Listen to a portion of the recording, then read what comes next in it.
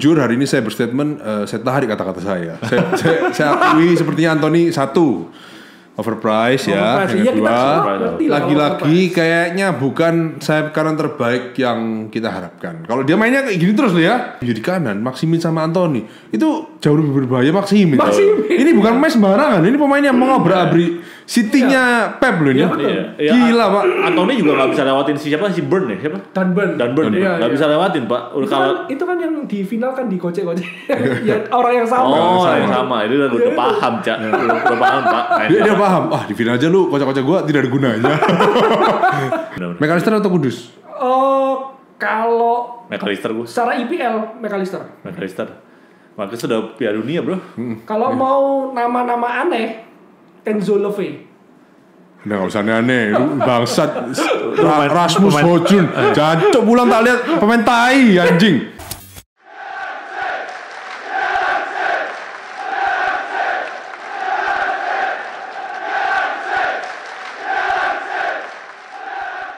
Guys, hari yang begitu menyedihkan ya. Kita lagi-lagi stres, kita down, jatuh, mental kita terpuruk, kita malas bangun dari tempat tidur kita, malas melihat kenyataan.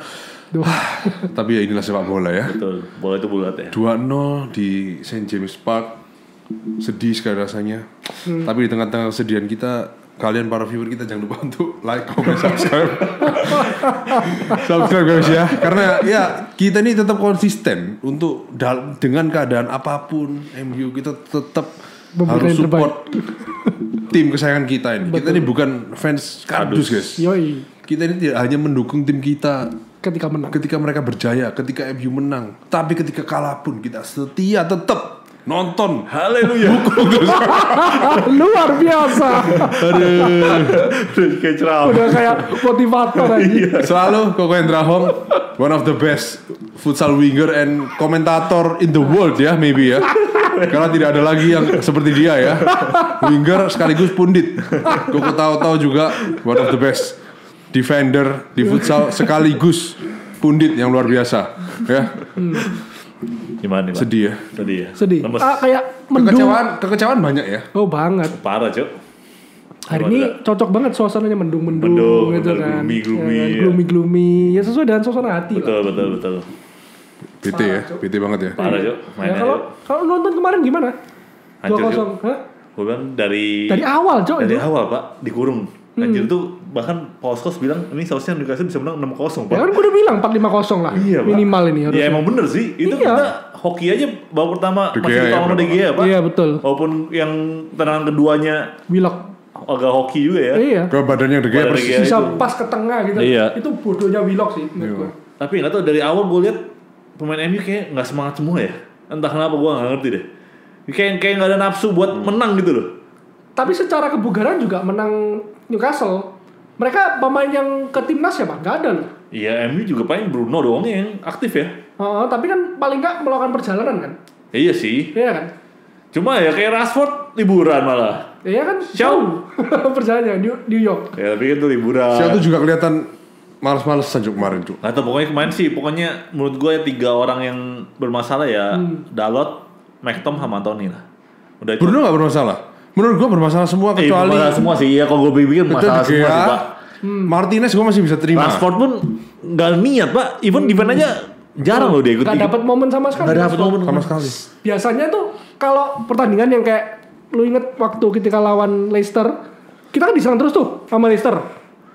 Yang beberapa kali De Gea save. Iya. Awal-awal. Iya. 1-on-1 di save. Kalau nggak salah Leicester tuh punya 3 peluang matang deh awal-awal. Menit-menit awal di save sama De Gea semua. Tiba-tiba kita sekali serang gol Rashford. Tiba-tiba dapat momen sekali serang gol. Kemarin tuh satu pun nggak ada. Nggak ada Pak. Benar-benar di press habis-habisan sama Newcastle. Itu cuma 1 shoot on target Pak. Itu pun selama pertandingan. Iya makanya itu keterlaluan. Itu pun Anthony kayaknya yang mantul-mantul nggak jelas itu tangkep ya.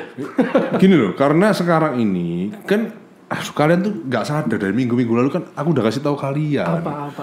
Apa Nas? Weghorst ini kan bukan striker top juga ya. Oke, pekerja keras oke. Cuman kurang pieces yang kurang cocok. Makanya sekarang ketika terpuruk, ketika serangannya nggak jalan, ketika tim-tim lawan sudah tahu cara menghadapi gaya permainannya Weghorst, udah stres lagi kita. Ya betul. Down lagi. Tapi itu ya bukan salahnya Weghorst juga. Iya memang skillnya just gitu. Ketika kemarin kita menang ya dengan Weghorst juga kok. Iya memang. Gitu kan? Tapi kan memang nggak harus bisa disadari bahwa memang dengan kemampuan dia ini ya kapasitasnya di sono. Ketika ada tim yang mampu membaca gerakannya dia dikasih space dikit apalagi dalam hal penyerangan ya, nggak kan gol Weghorst itu udah tahu. Peluang aja nggak ada loh, nggak bisa konversi jadi gol. Intinya emang kita kehilangan Casemiro banget sih ya. Banget. Sabitzer juga, aduh main apa ya? Menurutku oke lah Sabitzer. Main sih oke menurutku. Oke secara pertahanan, tapi passing dia juga kurang kemarin, sering salah passing juga. Kalau menurutku kemarin gelandang 3 itu bingung Pak mainnya. Iya bingung Pak. Sekarang babak pertama si Sabitzer sama Bruno kan ditaruh di nomor 6 sama 8. Attacking midfieldnya ditaruh si McTominay di posisi nomor 10. Dia itu ya nggak nyumbang apa-apa loh. Nggak ada. 0 shot, nggak ada shot, nggak ada create peluang apapun. Kipas juga nggak ada. Nggak tahu gue tuh ngapain ada McTominay. Ini tuh udah, maksudnya 2 kali secara beruntun McTominay main tanpa kita tahu perannya dia tuh ngapain, gitu loh. Dia ada di lapangan tapi seakan-akan dia menghilang. Nggak ngerti Pak. Terus main kan ngomel-ngomel kan. McTominay ini sampah, betul-betul sampah, super sampah. Ya emang kita orang awam lah, nggak perlu pemain hebat, nggak perlu pandit yang luar biasa untuk mengetahui ini pemain itu sampah. Iya kan? Babak 2 McTominay tarik, akhirnya Ten Hag merasa nggak jalan nih McTominay nomor 10, dia ditarik ke nomor 6 kembali menjadi posisi DM. Sama aja. Malah menurutku gol pertama itu gara-gara dia. Iya, Kemelut yang dari ditarik panjang ya ke belakang ya. Kemelut itu kan gara-gara dia buangnya nggak jelas. 2 kali momen dia ada kesempatan untuk buang bola, dia malah kalau nggak passingnya ngawur. Iya. Betul. Passingnya ngawur atau nggak kerebut. Betul. Gitu loh. Betul. Kalau yang Anthony, gue agak nggak setuju. Sebenarnya menurutku Anthony better.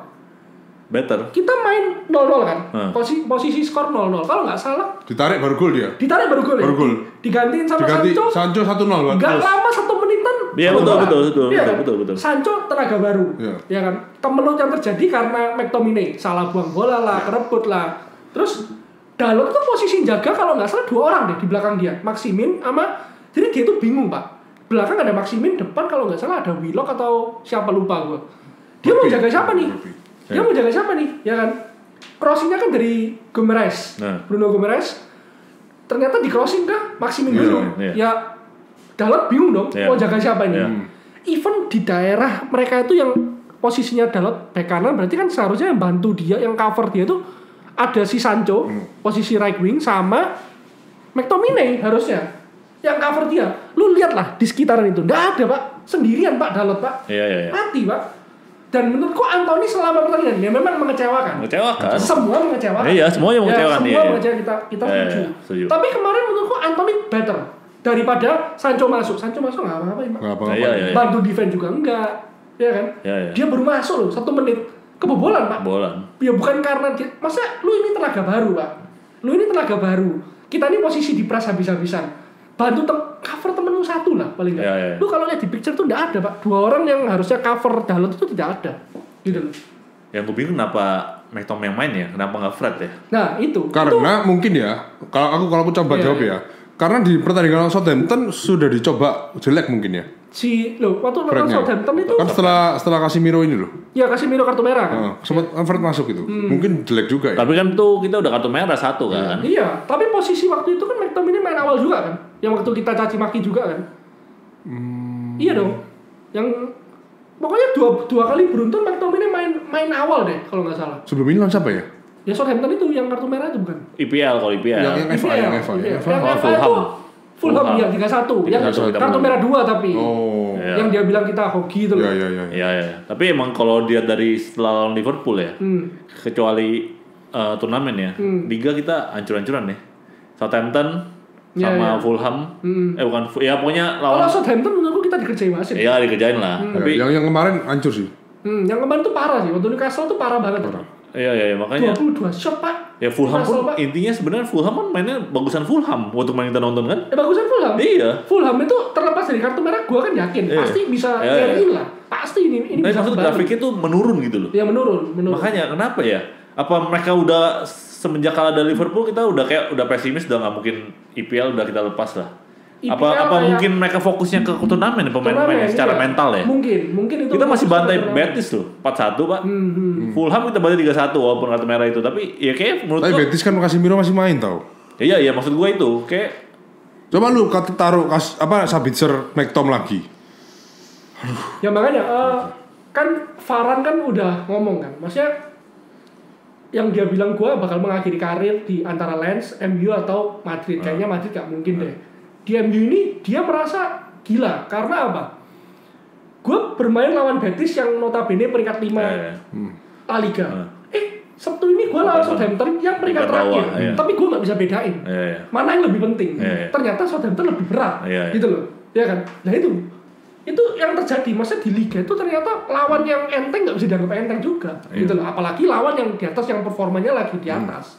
Dan terbukti kemarin kita ancur-ancuran banget, Pak. Parah, Pak. 22 shot, Pak. 22 shot. Itu memalukan sekali loh. Kita cuma berapa ya? Kayak setahu gua 9 atau 6. Itu pun yang satu doang yang target, Pak. Makanya. Kalau kayak gitu, kalau kayak gitu tuh secara pelatih ya, Ten Hag itu apa kira-kira yang dievaluasi? Kira-kira dia lebih ke nyoroti per individu atau gimana ya? Karena kemarin tuh kayak nggak nyambung sama sekali ya, dari kemarin tuh dari belakang aliran bola ke tengah juga nggak ada, jarak pemain tengah dan belakang juga jauh-jauh lagi. Bingung kalau gue bilang tuh kemarin antara pemain 6, 8 dan 10 tuh bingung. Sekarang McTominay nggak jalan sama sekali, dia nggak ngerti. Lu mau cover menjadi second striker juga nggak bisa. Lu mau jadi striker utama juga bingung. Seakan-akan kita ini punya twin tower yang nggak ngapa-ngapain di depan, gitu loh. Terima bola lepas, nggak Weghorst, nggak McTominay sama aja. Sama. Terima bola umpan ngawur hilang. Gua kalau jadi kemarin ya posisi ya, gua kalau jadi Varane sama Martinez marah gua. Ya kan. Kita udah. Martinez ngamuk. Ya marah kan. Itu nggak tahu ya, marah karena diganti atau marah. Tadi aku bahas sama Tauto. Kayaknya ya, feelingku ya, marah karena tengahnya kayak tai juga. Nah, makanya. Pasti. Sekarang kalau gue jadi Varane sama Martinez ya, gue ini udah susah Pak ya. Babak pertama mereka tampilnya solid, solid banget berdua. Loh, gue ini kita ini udah berjibaku di belakang sudah setengah mati Pak, nahan gempuran. Lu bayangin itu harusnya terjadi gol berapa kali? De Gea, gue sama Varane udah habis-habisan di belakang ini, ya kan? Ketika kita bisa terobos ke depan, umpan terupas ke depan, lepas gitu aja, ke counter lagi, ya pasti marah lah, kesel lah. Dan kan lu tau gak, Ten Hag tuh pas saya pertandingan, dia nyuruh pemain itu rapat sendiri, Pak. Semua staff sama dia pergi. Lu suruh ngobrolin dulu satu tim sendiri. Makanya pas si Xiao diwawancara dia bilang, ya dia ada rapat darurat dia bilang. Tapi dia juga gak bisa open apa isinya. Cuma tanpa ada staff, tanpa ada pelatih, tanpa ada si Ten Hag, udah. Dia cuma mereka lu putusin sendiri, lu selesai sendiri masalahnya apa gitu. Lu kira-kira kita salahnya di mana? Iya. Ya, kalau gue jadi Bruno ya salahnya ya lu ngapain masukin McTom? Itu nggak jelas, nggak nyambung. Mending tidak Iqbal kan taruh di Tapi ada pandit luar negeri yang menyatakan kalau McTominay itu bisa dapat kesempatan dengan main seperti itu. 0 kipas, 0 shoot, 0 on target, dribble juga 0. Nggak tahu di lapangan tuh ngapain. Dan kenapa dipertahankan 81 menit? Gua kalau jadi Zidane Iqbal atau siapa? Maino. Kenapa gua nggak dicoba? Makanya, Cok. Ya kan, gua kenapa nggak dicoba gitu loh. Apakah karena mencetak 4 gol dalam 1 minggu di timnas? Apakah karena di timnas penampilannya tuh McTominay bagus, padahal itu nggak bisa diukur juga gitu loh. Iya, apa jangan-jangan gara-gara tinggi badannya ya? Karena kita tahu semua pemain Newcastle tinggi semua, Pak. Iya, Dunbar gitu-gitu. Tinggi semua, sampai Longstaff depannya juga tinggi, Pak. Iya, Longstaff tuh tinggi. Tinggi, Pak. Itu Pep Guardiola salah. Barcelonanya Pep juga lawan dia yang main tetap Xavi Iniesta, Cok. Ya iya, tapi kan maksudnya kalau MU kan dengan kualitas pemain kayak gini ya kita butuh pemain tinggi buat inilah ya. Satu lah cukup lah. Menangin duel udara. Satu sih cukup kan? Ya mungkin harusnya. Masalahnya nggak menang duel udara sama masalahnya sekali. Back kita juga pendek Pak Martinez. Tapi masalahnya Martinez duelnya menang terus loh. Iya, tapi mungkin dia antisipasi itu mungkin ya kalau menurut gue ya. Karena maksud gue nggak masuk akal Pak. Buat apa masukin Tomine lagi? Nah, kenapa nggak Fred aja? Makanya kenapa nggak Fred? Aku juga lebih setuju kalau itu Sabitzer Fred mungkin ya. 2 pertandingan terakhir atau 3 pertandingan terakhir gue lupa. Itu kayaknya McTominay main utama terus. Iya Pak, makanya gue bingung kenapa ya. Fred terlalu jadi cadangan. Iya. Padahal sebelumnya kan kita juga semua setuju lah. Fred lebih berkembang. Daripada McTom. Iya, setuju. Betul ya. McTominay itu sudah maksudnya menghilang lah dari squad MU karena cedera lah, karena apalah kita nggak pernah tahu, ya kan. Tiba-tiba dia kembali, dia main inti.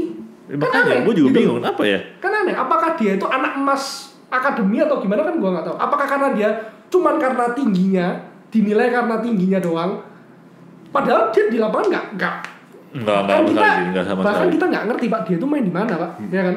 Fungsinya apa gitu loh. Dribble apa itu lambat tuh. Dia lari balik juga jogging. Nah itu. Ya pokoknya kemarin semua hancur lah. Hancur. Dan yang gua mau soroti juga sebenarnya Ten Hag sih. Agak aneh pergantiannya. Yang terakhir setuju, nggak aneh. Pertama ya, McTominay. Kenapa kok kita udah tahu babak pertama itu hancur, ya kan? Half time kita ngobrol di grup, McTominay sampah. Ganti aja harusnya. Antony sampah. Iya kan? Antony sampah. Betul. Menurut gua yang pertama harus diganti itu McTominay dulu. Nggak guna, Pak. Lu mau sekarang terbukti dia babak 2 dengan skema yang sama, dengan hanya menurunkan McTominay kembali ke posisi yang ke-6. Sabitzer yang dinaikin. Bruno digandeng sama dia. Tetap kebingungan tuh tengahnya. Malah kebobolan. Iya. Kan? Malah dari babak pertama babak 2 tengahnya ini nggak jalan. Udah kelihatan gitu kenapa McTominay tetap berlari sampai menit 80. Ngapain gitu? Ya, makanya gue juga kaget, Pak. Aneh, Pak, serius. Aku babak kedua nonton ketinggalan 3 menit ya. Yang pertama tak lakukan itu adalah ngecek live score, nge-refresh line up. Karena menurutku harusnya McTominay out, harusnya out. Ya. Gak ada gunanya. Sepercaya itu sama Ten Hag. Gua merasa Ten Hag ini pasti melakukan sesuatu di babak 2. Kita kan selalu bilang beberapa kali masterclass. Ya kan, babak 2 selalu ada perubahan. Perubahannya hanya menarik McTominay kembali ke nomor 6 itu doang. Ternyata cuma itu. Kecewa. Jujur aku kecewa. Nah, Ten Hag masalahnya bukan sekali doang loh. Dia beberapa kali kita babak kedua kita kira ada perubahan, katanya nggak ada, Pak. Iya, nggak ada. Makanya aneh nih. Kenapa? Gue juga kecewa sih. Terus yang kecewa kedua, yaitu yang akhir-akhir itu loh. Ngapain lu ganti Varane Martinez, masukin Pellistri sama Lindelof? Aneh. Ini dua pergantian yang nggak masuk akal, Pak. Bener-bener cuma 3 back berarti kan? Iya, itu menit udah 84 atau 86 lupa gua. Iya. Sekarang lu ya mungkin ada selisih waktu sekitar 8 sampai 10 menit ya. Mungkin ya itu memang bisa terjadi. Masalahnya 8 sampai 10 menit itu Newcastle lagi apa ya? Istilahnya mereka lagi membuang waktu. Bukan posisi kita nyerang terus. Ngerti ya? Terus kedua, ketika lu gantiin Varane dan Martinez dengan Lindelof dan Pellistri, berarti kan lu mau full attack nih. Full attack. Masalah gua itu udah ada prasangka loh, ini kalau Varane Martinez diganti, Lindelof 1 back doang, berarti kan kita main 3 back nih. Mau fokus menyerang terus-terusan. Shaw, Lindelof sama Dalot. Ini nggak ada pemain tinggi. Kalau pertama-pertama lu memainkan pemain-pemain yang tinggi macam Weghorst, McTominay, berarti kan lu berusaha untuk memenangkan duel udara. Tapi sekarang lu udah tarik semua nih. McTominay lu tarik, Weghorst sudah lu tarik duluan. Varane out, nggak ada yang tinggi udah. Iya. Ini yang ada malah Newcastle bobol kita. Bener kan? Dari diincer buang-buang waktu di ujung-ujung, minta corner, kebobolan 1. Even setelah pergantian itu pun nggak ada satu serangan pun ke Newcastle sama sekali. Nah itu yang tambah aneh. Kenapa dia ganti Varane sama Martinez? Padahal orang dua itu kan sangat-sangat berguna untuk membangun serangan dari belakang juga. Dan stabil juga mainnya, terbukti. Ya udah fokus aja dari tengah ke depan kan. Pellistri gantiin siapa kayak. Dan permainan yang paling bagus ya Varane, Martinez, De Gea setuju. Itu aja makanya. Yang lainnya kayak kebingungan gitu loh. Makanya aku nggak heran kalau Martinez bisa marah seperti itu, ya nggak heran. Ya kalau jadi dia marah lah pasti. Antony itu lagi itu. Dan satu lagi Dalot katanya sakit, Pak. Atau Dalot si AWB sakit. Sakit, Pak. Makanya gue kenapa sih AWB nggak dimainin buat Cacu nggak dibawa juga ya. Maximin Marajarella ya. Maximin gila. Parah, Pak. Gila itu keteteran banget sih. Gampang banget maksudnya ya. Dia dribble emang nggak lewat banget atau gimana, tapi ya udah mungkin lagi maju Jo, Maximin Jo. Iya, tapi dia bisa ikutin makin maju Jo. Bangsat gue bilang buat apa? Pokoknya dibandingin ya, serangan Newcastle di kiri sama MU di kanan, Maximin sama Antony itu jauh lebih berbahaya Maximin. Ini bukan pemain sembarangan, ini pemain yang mau ngobrak-abrik City-nya Pep loh ini. Gila, Pak. Antony juga nggak bisa lewatin siapa si Burn ya, siapa? Dan Burn nggak bisa lewatin, Pak. Itu kan yang di final kan dikocek-kocek. Ya orang yang sama. Yang sama. Itu udah paham, Cak. Udah paham, Pak. Dia paham. Di final aja lu kocek-kocek gua tidak ada gunanya. Aduh. Dia udah latihan lawan Maximin, lawan Antony ya. Mainnya kan gitu-gitu aja Antony itu. Tapi menurutku kemarin tuh Antony seharusnya nggak ditarik keluar. Menurutku pribadi. Iya, aku setuju. Memang nggak bagus, tapi dia itu sebelum ditarik keluar, dia tuh mulai berbahaya loh mainnya. Mulai mengancam. Makanya ketika dia diganti, tahu ada sekali pasti ke Dalot. Kecewa dia kecewa kan. Soalnya gue tuh bisa merasakan pemain ini udah mulai panas. Iya. Aku ini udah mulai menemukan ritme gue di kanan. Gue bakal ngapain? Gue ngerti. Gue tuh mau ngapain? Gue mau passing kemana? Apa yang mau gue lakukan? Gue ngerti. lu ganti Pak. Ya jadi gue ngerti, maksudnya dia itu ada sedikit kekecewaan. Ya, pasti kesel sih. Ini pemain lagi panas, dan mau panas. Rashford gitu. yang main nggak event nggak kaitan sama sekali nggak diganti Pak. Iya betul. Itu ya. Karena ya, nggak bisa diganti. Iya nggak bisa diganti. Karena memang ya senjata terakhir MU ya Rashford. Tapi event ya. Iya, gimana lagi? Tapi aduh, gua kemarin liatnya ya coba kambuh lagi Pak. Iya, Rashford kumat lagi. Gak ada satu momen pun. Gak ada satu pun. Bikin dia bisa dapat space, nembak enak. Dapat ruang kosong itu nggak ada sama sekali. Dan mungkin satu faktor utamanya juga gara-gara si Bruno ditarik mundur. Jadi dia nggak leluasa, nggak bisa dapat passing enak gitu dari Bruno. Ya. Makanya gue pengen nggak demen sih Bruno di belakang tuh. Lagi-lagi connectingnya menurut. Iya. Yang salah tuh connectingnya. Jangan maksudnya kita gampang aja nyalain Bruno karena Bruno tuh kaptennya, Bruno tuh playmakernya. Tapi kalau dia nggak ada temen yang paham sama dia, nggak ada yang bisa konekin, susah juga. Iya emang karena kalau dia terima bola dia langsung umpan ke Rashford gitu. Iya nggak bisa kan? Makanya pasti ada kendala di situ. Iya. Karena Bruno juga mau nggak mau ditarik ke belakang buat ngalirin bola kan. Cuma menurut gue nggak maksimal. Ngalirinnya nggak tahu kemana. Nggak tahu Pak. Sekarang gue mau tanya, kan berita hari ini katanya MU kan setelah kekalahan ini ada fokus mengincar 3 pemain. Pemain depan striker, nomor 8, sama attacking right back katanya. Right back. Kita hari ini nggak membahas semuanya. Singkat aja. Kalau nomor 8, pilihan lu siapa selain Frankie De Jong? Untuk saat ini, McAllister. Setuju sih McAllister. McAllister atau Kudus? Cakep sih. Atau Kudus ya. Kudus. Sama ya. Itu paling realistis menurut Paling realistis. Ya McAllister paling realistis sih. Benar. McAllister atau Kudus? Kalau McAllister gue. Secara IPL McAllister. Makanya sudah Piala Dunia bro. Kalau mau nama-nama aneh, Enzo Levy. Udah gak usah aneh, bangsat. Rasmus Højlund, jancok pulang tak lihat pemain tai anjing. Enggak, main tai cok. Enggak jujurin. Gua enggak tahu. Gua He is gonna be the next Ten Hag. The next Haaland for Ten Hag. Galon dari mana? Dari Hong Kong. Gua kasih tahu ya, Anthony aja yang highlightnya begitu. Makanya begini. Apalagi yang highlightnya kayak sono cok. Kan baru satu musim di IPL. Katanya kasih kesempatan. Apakah kamu sudah menarik kata-katamu sekarang dengan Anthony? Jujur hari ini saya berstatement, saya tarik kata-kata saya. Saya akui sepertinya Anthony satu. Overpriced ya. Yang kedua, lagi-lagi kayaknya bukan sayap kanan terbaik yang kita harapkan. Kalau dia mainnya kayak gini terus loh ya. Cuman keeping ke kiri, shooting 5, mungkin kalau dia shoot 5 kali hanya 1 yang on target, itu pun tidak berbahaya. Ya. Jadi sangat ini sih, kurang oke. Sangat hijau lah. Kalau dia mainnya begini terus susah Pak. Ten Hag harusnya juga sudah menyadari. Masalah dia itu jadi pemain utama kita kan. Salah satu pemain utama kita dan dia udah main dari hitungannya awal musim lah ya. Dan gitu aja Pak. Iya, enggak. Dia tuh kurang variasi. Iya.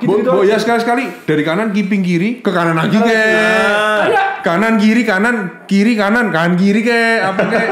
Kan enggak, dia dari kanan pasti kiri shooting atau umpan. Kanan Giggs lah ya dulu ya. Kanan kiri itu. Kanan kiri kan iya. Potret penting Pak. Enggak, maksudnya kalau daripada menyoroti Anthony, gue lebih menyoroti Sancho. Dan gue setuju sama Toto, mungkin ini dijual. Sancho iya. Sancho. Lu sekarang bayangin lah, Sancho tuh bakal main di posisi mana sih di MU? Sekarang posisi starting 11 terbaik kita siapa sih menurut lu? De Gea, Varane Martinez pasti. Kanannya mungkin Dalot ya. Oke, Dalot, Shaw. Tengahnya 3 udah pasti ya. Udah pasti. Eriksen, Bruno, Casemiro. Udah. Sayap kanan siapa? Anthony. Kiri Rashford. Striker? Weghorst. Sekarang Martial main udah main kan? Nah, mainnya. Kalau antara Martial sama Weghorst, kalau Martial udah balik, Martial dong. Ya Martial. Nah, makanya. Sancho di mana? Iya. Gue tanya sekarang. Sancho posisinya di mana? Sancho itu tidak mungkin menggeser Rashford di kiri. Pertama. Sancho juga tidak mungkin menggeser Anthony di kanan. Kayak Ten Hag itu lebih suka Anthony deh. Iya kan, karena defense-nya bagus. Makanya. Secara permainan, Ten Hag juga senang pemain yang progresif. Agresif juga di depan, bantu defense ya kan. Sancho bukan pemainnya kayak gitu. Banyak kayak gue pikir-pikir, ya mungkin juga ya betul kata tahu ya dijual nih kayaknya. Summer ini. Gak bisa, kayak emang butuh penyerang yang bisa defense juga. Iya. Kalau Rashford nggak ya defense-nya agak kurang, tapi ini sebenarnya dia sebelum ini dibantu defense juga. Bantu defense juga. Tapi nggak tahu belakang ini nggak tahu kenapa males banget ya. Iya mungkin. Gua nggak ngerti lagi. Always syndrome kali ya. Atau mungkin dia kebawa cedera. Oh ya mungkin masih belum pulih. Belum tahu pulih dipaksa. Iya. Ya kan dia mungkin. Kan emang baru sembuh baru cedera selesai ya. itu kan. Iya. Habisin The Hoy juga dia kan, habis betul. New York ya. Kuliah lemas ya. Itu ngapain aja di sana? Terus booking hotel yang view-nya New York City apa. Wah, ini ya. Nggak tahu tapi ini bahaya sih, bahaya. Jujur ya, pergantian Martial itu ya, Martial tuh lebih bisa ngonek lini 3 penyerang kita ketika Martial main tuh lebih dinamis. Iya, lebih dinamis. Emang Martial sama Rashford biasanya masih bisa tiktokan ya sama Rashford. Sancho juga ketika lebih. terima bola mereka bisa main bantu-bantu Mas ya. Ketimbang ada Weghorst lo ya. Cuma dia baru main berapa menit? 9 menit ya? Iya, 11 menitan ya. Ya, enggak dong, dia dari awal dari 62 menit 62. Oh iya, Mas Sancho masuknya 28 menit. Iya, tapi dia kelemahan dia adalah defense. Iya, defense. Nah, itu dia. Itu dia. Tetap dijual sih. Makanya, tetap pasti tetap dijual. lah. Masuk daftar jual. Ya itulah. Udahlah, tapi ya. Duh, kok sedih ya kita. Sedih ya. Sedih. Ya. Bahaya nih. Enggak apa-apa, tetap optimis, guys. Loh tadi lu pertanyaan belum selesai. Yang mana? Nomor 8 siapa? McAllister. Terus 8 aja. 8 Nanti next time kita bahas lagi. Oke. McAllister ya. Kalau tanya gini mana McAllister ya? Ya lu belum jawab ya. McAllister dia. Enggak boleh McAllister itu kan punya gua. Enggak, gue dari awal McAllister sih, Pak. Siapa? Ruben Neves ya. Enggak dong, itu emang nomor 8 atau 6? Enggak boleh. Enggak boleh. McAllister rasanya. Enggak boleh. Ya paling masuk akal sih McAllister lah. Kalau Højbjerg dilepas itu? Lu katanya enggak sih. Deo. Enggak. Lu masih berharap Deo? Udah, enggak mungkin. Dia udah bilang lagi kasih statement lagi, dia bilang udah gua tetap di sini ya. Barcelona udah. Ya. Dia bukannya nggak mau kan, maunya dia cuma lebih pingin di Barcelona. Ya. Lupakan guys ya. Udah lupakan. Kalau De Jong lupakan. Move on. Ya udahlah, semoga ya. Kita habis ini masih ada 2 match lagi. Kita kan live ya. Di hari apa kan? Kamis ya. Semoga Kamis malam kita live. Kalau jadi ya guys. Kumpulin ya, kita target kita 1000 viewers ya. Live. Ya. Aduh. Oke, kalau gitu di tengah-tengah hari yang sedih ini pokoknya kita tetap harus optimis guys. Peluang MU itu untuk masuk ke Champions League masih gede, masih terbuka lebar. Masih ada 10 pertandingan lagi. Casemiro absen berapa lagi ya? 2 lagi ya? Sampai Everton ya? Ya, dan kita akan the tank is back setelah nanti malam kalau Tottenham menang peringkat 5 MU. Kita Tapi kan 5, Pak. Tapi kan pertandingannya kita masih sisi 2. Sisi 3 kalau sama ini kan. Enggak tahu 2 atau 3 kan? Kalau Tottenham main malam 2. Kita main kan. Oke, let's see. Thank you for watching guys. Jangan lupa like, comment, subscribe. Share juga video ini ke teman-teman kalian. Mari kita bersedih bersama guys. Tapi jangan lupa habis gelap selalu akan terbit terang. Ya, pelangi itu akan terbit setelah hujan itu turun. Oke? Keren ya, bos. Tetap terus dukung tim kesayangan kita guys. Karena MU adalah tim terbaik se-Indonesia. Oke, thank you for watching guys. Jangan lupa juga join grup Telegram kita. Ada link di bawah ini. Kalian bisa chat sama Koko Hendra, Koko Tautau ataupun saya sendiri sebelum pertandingan ataupun sudah pertandingan kita akan bahas MU sebanyak-banyaknya. Ada juga Kenny guys ya, produser kita nih. Thank you for watching guys. We born red, we direct, Manchester always red.